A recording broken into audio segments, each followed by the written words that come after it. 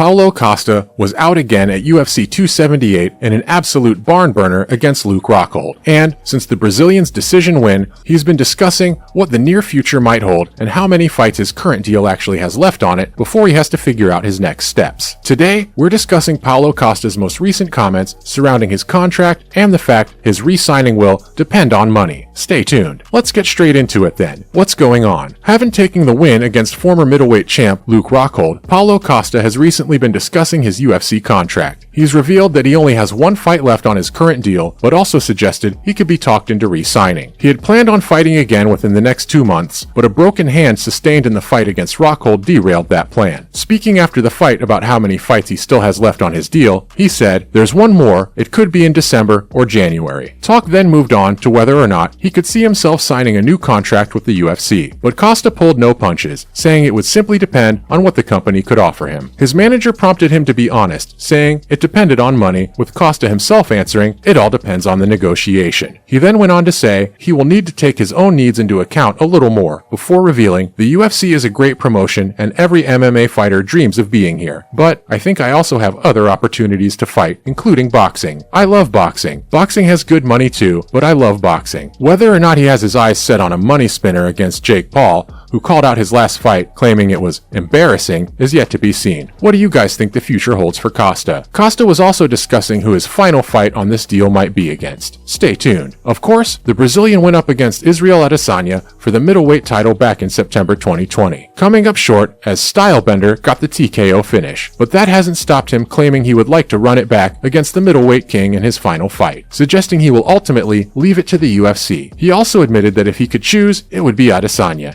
Chinha gave the UFC and their matchmakers props by saying they usually do a good job when booking fights, but also dropped another name when prompted, saying, "There are many names out there. There's Derek Brunson. What's up, Derek Brunson? You He laughs. "Do you want to? I don't know. I think he wouldn't accept it." Costa came into the Rockhold fight on a 2-fight skid, having been beaten by the champ and then Marvin Vettori. So the likelihood of him getting the Adesanya fight is slim to none, especially as Izzy is about to take on Alex Pereira in a highly anticipated matchup. Brunson is also set to take on Jack Hermanson later this year, so that could all mean a matchup with Sean Strickland could make the most sense. There is also one Darren Till who is still in the top 10, but he hasn't been seen in the octagon in almost a year now. Who do you guys think Costa should face in his last fight? Give us your thoughts below. Next up, Costa has been called out by a fellow countryman. The UFC is set to return to Brazil early next year, marking the first card in the combat sports obsessed country in 3 years. Of course, we can blame COVID for that, but Thiago Santos isn't dwelling on the issue too much. Santos was beaten by John Jones for the light heavyweight title back in July 2019, but he believes Borrachinha might be willing to move up a division to do battle at UFC 283. He recently appeared on former heavyweight champ Fabricio Werdum's podcast, Nem Me Vu, to discuss all things MMA, and challenged Costa to a scrap in the process. He said, "There was a situation with Borrachinha in which I was cutting weight and he and his team got in and started jumping in the cold bathtub, which was next to the hot one I was in, having a party." Of course, the incident didn't sit well with Santos, who was going through something which no fighter likes, and he believes Costa should have had more respect, before saying, he even said later that I'm getting beat up by everyone. Since that's how it is, why doesn't he take advantage of it and come hit me too, at UFC Rio de Janeiro? Whether or not Costa would be up for dancing at light heavy is yet to be seen, but the pair both started at welterweight, so there should be room for compromise if this one ever gets discussed seriously. What do you make of Santos's words? Costa has also been discussing some potential changes he could be set to make. Stay with us. Following his win against Luke Rockhold, Costa has been discussing some potential changes he has been thinking about making to his training, revealing he could be tempted to move to the United States to continue his development as a fighter. Borrachinha has suggested somewhat surprisingly that he probably won't be joining any of the super teams like AKA or American Top Team. He said it's a real possibility and it may be happening very soon, but refused to confirm he would be moving, alluding to the fact that he's still very much thinking about it. He went on, "The more I spend time here in the United States, the more I think about and the less I think about going back. I do still have my family back there in Brazil, so we'll see." And speaking about the potential of joining a team, he actually said that he isn't particularly a big fan, suggesting that training should be personalized, individualized. He also, quite hilariously, pointed out that